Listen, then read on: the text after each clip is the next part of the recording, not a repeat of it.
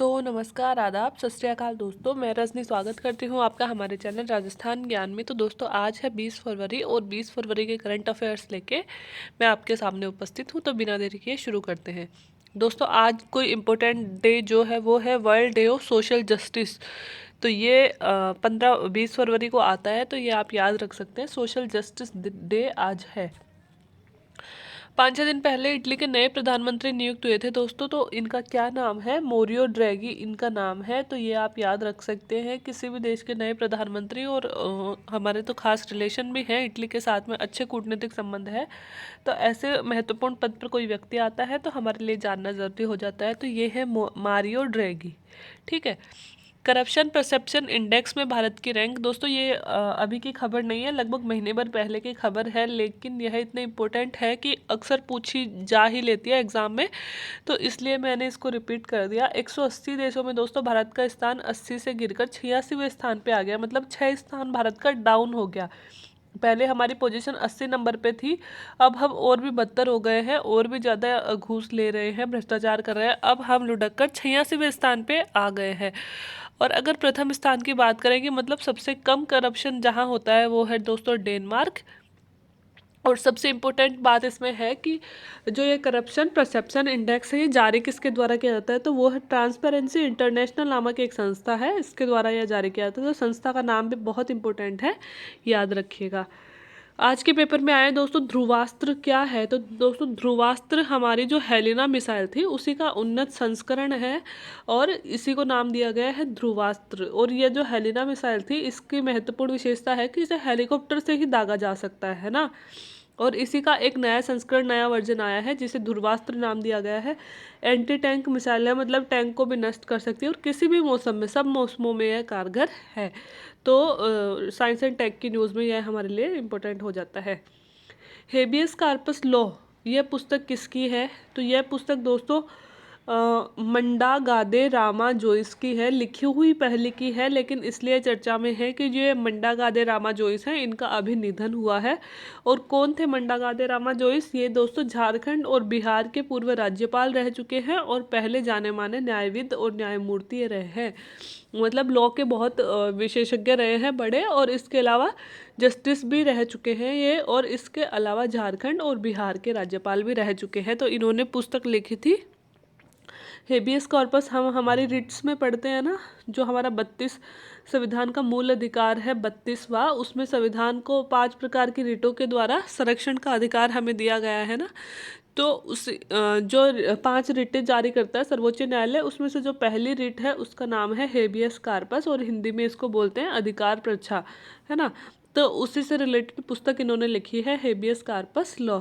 तो इसके लेखक कौन है? मंडा गादे रामा जोइस। जोइस भी याद रख लोगे, इतना भी काफ़ी है। हाल ही में दोस्तों इंडियन साइन लैंग्वेज डिक्शनरी का तीसरा संस्करण, थर्ड वर्जन आया है। तो अब इंडियन साइन लैंग्वेज डिक्शनरी में कुल कितने वर्ड हो गए हैं? तो अब इसमें वर्ड हैं 10,000। इम्पोर्टेंट इसलिए है क्योंकि साइन लैंग्वेज बहुत इंपॉर्टेंट होती है दोस्तों। जो लोग देख तो सकते हैं, सुन और बोल नहीं सकते हैं, उनके लिए। तो इसका केवल तीसरा ही संस्करण आया हमारे लिए, तो कितने सारे डिक्शनरीज हैं, इसके लिए अभी तीसरी डिक्शनरी आई है। तो इसमें किस इशारे का, किस प्रतीक का क्या अर्थ निकलेगा, ये सब इसमें दिया जाता है। तो अब इसमें कुल 10,000 वर्ड हो गए हैं। माँ योजना या माँ रसोई भी बोल सकते हैं इसे, ये किससे संबंधित है? तो दोस्तों पश्चिम बंगाल में चुनाव आने वाले हैं, आपको पता है। तो पश्चिम बंगाल की जो सीएम है ममता बनर्जी, उन्होंने हाल ही में माँ योजना का डिजिटल रूप से लॉन्च उन्होंने करी है।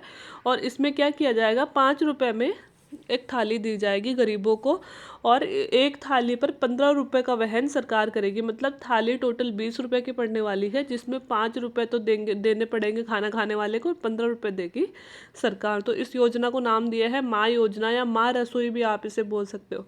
जैसे राजस्थान में अपने यहाँ पे इंदिरा रसोई योजना है ना, जिसमें अपन को 8 रुपये की थाली मिलती है ना। हम अपनी भी 20 की पड़ती है, 8 अपन को देने पड़ते हैं, और 14 रुपये सरकार वहन कर रही है, 12 रुपये सरकार वहन कर रही है ना। शायद 12 ही होंगे, लेकिन अपने को 8 देने पड़ते हैं, सरकार कितना एग्जैक्ट मुझे पता नहीं है। लेकिन अपने को 8 रुपये में एक थाली मिलती है खाने की, जिसे हमारी योजना को नाम दिया गया है इंदिरा रसोई योजना। वैसे ही इन्होंने अब लॉन्च की है, जिसका नाम है माँ रसोई योजना। ठीक है। दोस्तों इंटरनेशनल सोलर अलायंस जो हमारा है अंतर्राष्ट्रीय सौर गठबंधन, उसके नए अध्यक्ष, नए महानिदेशक बनाए गए हैं। तो किसे बनाया गया है? अजय माथुर को।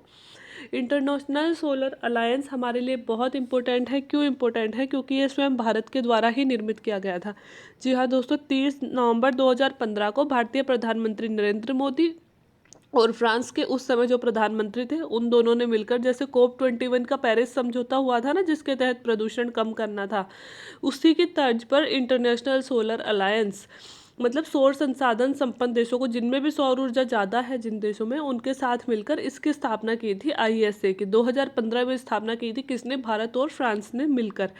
अब इसमें क्या है दोस्तों, कर्क और मकर रेखाओं के बीच स्थित देश इसके सदस्य हैं, जहाँ पे सौर रोशनी प्रचुर मात्रा में, जैसे ये हमारा ग्लोब है, ये 0 डिग्री है भूमध्य रेखा, और इधर नॉर्थ में जो 23.5 डिग्री है उसे बोलते हैं कर्क रेखा, और जो साउथ में 23.5 डिग्री है उससे बोलते हैं मकर रेखा।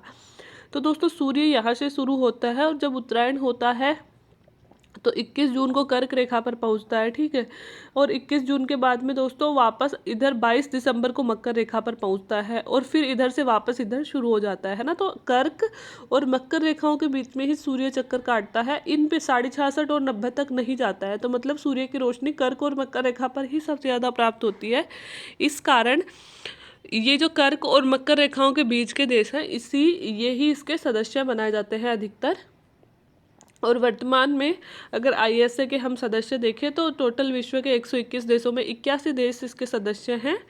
और वर्तमान में जो इंटरनेशनल सोलर अलायंस है, इसका मुख्यालय अगर हम देखते हैं तो यह है हमारे गुरुग्राम, जिसको हम लोकल लैंग्वेज में गुड़गांव भी बोलते हैं, वहाँ पे इसका मुख्यालय है। तो सोलर अलायंस मतलब ISA तो आप याद कर ही लेना, हर एक लाइन याद कर लेना, क्योंकि इसमें से जो जब से बना है तब से इसका क्वेश्चन आता भी रहता है।